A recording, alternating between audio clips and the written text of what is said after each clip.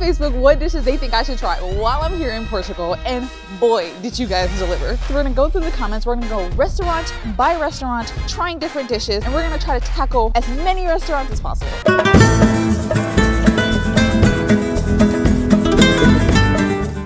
Okay, from our friend Denise, Alamada has very good pastel de nata. I will be the judge of that. Let's go. First things first, of course, coffee. I need my daily coffee. Okay. It is very important. A little cappuccino. Ooh, and this is the spot. Okay, we have the pastel de nata, very popular here in Portugal. Pastel de nata is Portugal's most popular pastry. It consists of a beautiful caramelized custard and a crispy outer crust that makes this pastry dangerously delicious. A nice little egg tart. This is known in a couple of different countries. France has their version, Italy has their version. Pretty sure I also saw these in Spain. Pretty much everywhere you go, they're gonna have their own version of an egg tart. Nice and sweet and a perfect way to start off the morning. It warms my soul. Portugal food fact. The pastel de nata's history dates back over 300 years. At the time, it was a busy civil parish where, in the absence of laundry detergent, nuns and monks would use egg whites to starch their clothes. So to avoid the yolks going to waste, they were instead used as a major component in desserts. You learn something new every day. Next place. Okay, Andre Roach, Restaurante Nova. Let's hit it. Portuguese stew can be eaten in restaurants all over the city of Porto. However, it's almost impossible to find a version that is exactly the same as another, which is what makes this Portuguese dish so unique and a favorite amongst its locals. My, oh my. I wish that you guys could smell this stew. It smells absolutely amazing. It's got potatoes, sausage, carrots, everything you're gonna have in a traditional stew. And it's perfect for the morning. I mean, it's raining out, it's cold. What do you wanna eat? You wanna eat some stew. You can literally see the steam coming out of the bowl. We gotta try it now. We have to.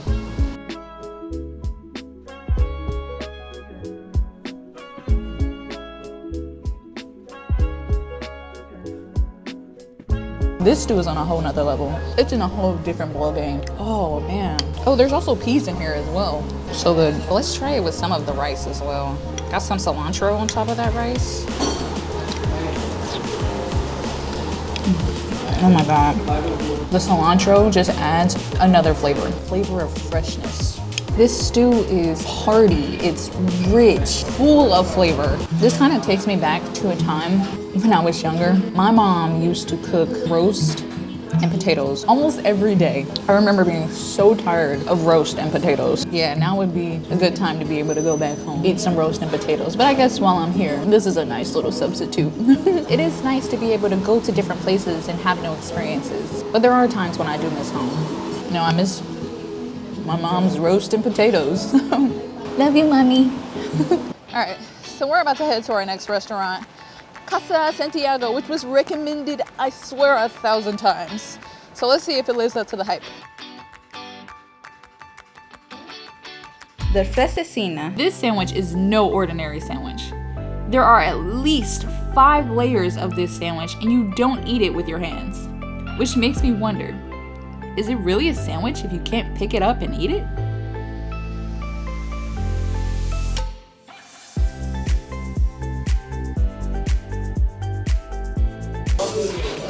So many great flavors combined in one sandwich. We got cheese, literally like my favorite thing in the world. A nice runny egg. This was a good suggestion.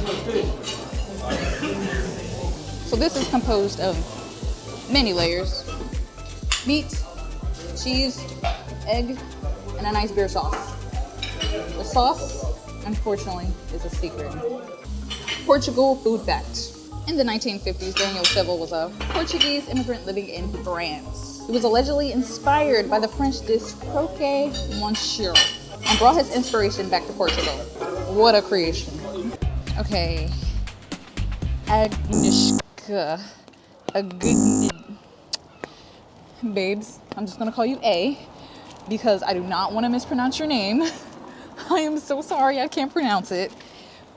But she said, Restaurant Conga has outstanding and authentic Bifanas. I've actually heard this by like 5 different people. So I'm gonna take you guys' word on it and we're gonna check it out. This irresistible sandwich is all about the marination of the meat. The spices and herbs create a rich, spicy sauce that makes this sandwich pure perfection. Basically, bread, pork, and their special sauce. Let's try. I got some crispy bread here. I like a nice crunchy bread on my sandwich. It smells spicy. That makes me excited because there's not a lot of countries in Europe that have a lot of spicy food. This is kind of like a fast food sandwich.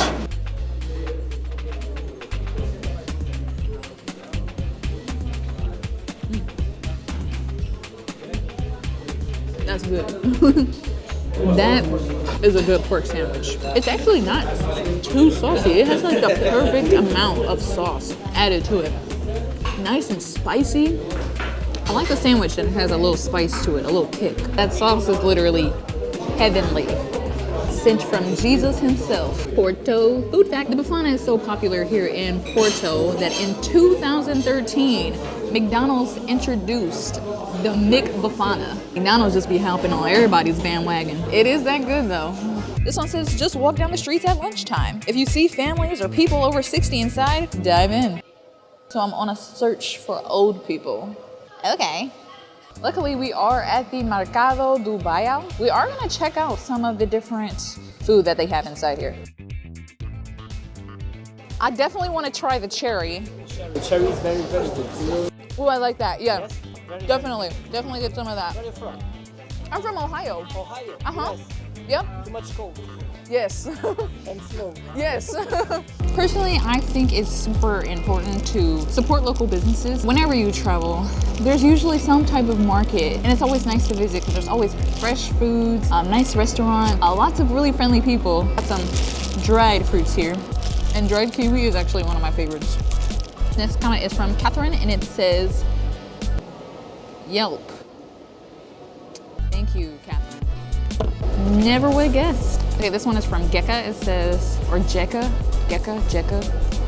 There are hundreds. Check on TripAdvisor, perhaps. Thank you. Thank you. It didn't even cross my mind. This one actually has a comment. Let's go and read the comment from Santiago. It says, I've read some other comments of yours. You call yourself a genuine trippiera. I didn't know that was a thing. You love Porto above all, and check on TripAdvisor is the best you have to offer. At least tell her your personal top 3 or something. Oh my gosh. Not all capes wear here. Not all heroes wear capes. Wow, how did I butcher that so bad? Thank you, Tiago. Tiago was perfectly right. I was asking for some advice. I could check TripAdvisor, yes. Like, what's the fun in doing that? Thanks to all of those who made a comment. Okay, she actually did leave a response. She said, LOL, you're right. Check out Cantina 32. Thank you, Jekka. We gonna do that right now. Cantina is a restaurant in Porto, Portugal. We are here a little bit more than 80 years. I know you're here to see the food, but can we just admire the aesthetic of this place? Its rustic design almost creates a parallel between the restaurant and Porto itself, making it seem both unique and familiar at the same time. So we are doing for you at this moment the salmon curry. And normally when they go to the table, they grab the toast, they grab the salmon, and eat all together. You have the crunch of the toast and the freshness of the whole salmon together. They have salmon, oranges, shredded egg, and then it's served on top of these crispy, toasty breads here. This is super unique. Okay, wait for me. I'm gonna need you to hurry up.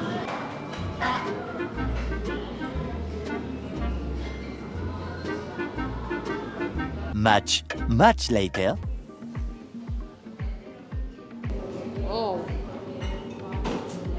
Oh, that's good. Okay. That salmon is so fresh. It is. The orange and the burst that you get. Oh my God, yes. And you taste the egg as well. I like it because it's super simple, but there's also a lot of flavors taking place, you know, just on this one piece of bread. Yeah. I feel like you have to get the orange in that bite. And normally the octopus that we receive here are from the south part, that Algarve or Marrocos, because the water is warmer. The fish are really fresh. You have to take out the head. In the middle of the octopus, they have like an eye. You take out that. You put the water to boil. The octopus, when it starts to boil, the octopus inside of the water for a minute. Cool down, and I put in the stove. You can do at home, regular stove, in the grill part on, olive oil, and you'll be good. Smells nice. Got some bacon and onions.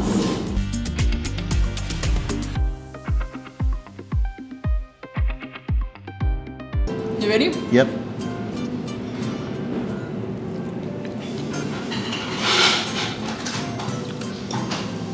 Oh my god. Wow. The caramelization of the onion on the octopus just opens up a whole new level of extravagance. That crisp he was talking about from charring the octopus. That is really, really good. It's one of the things you're always worried about with octopus is that it's gonna be like too tough, but this is really well prepared. The cheesecake. I have a kid once, they're like, and don't eat that, it's dirt. I'm not eating. He started to eat that, and I was like, oh, it's really good, I can have some more. Unfortunately, my camera died while recording this, but honestly, this is some of the best cheesecake I've ever had. No exaggeration.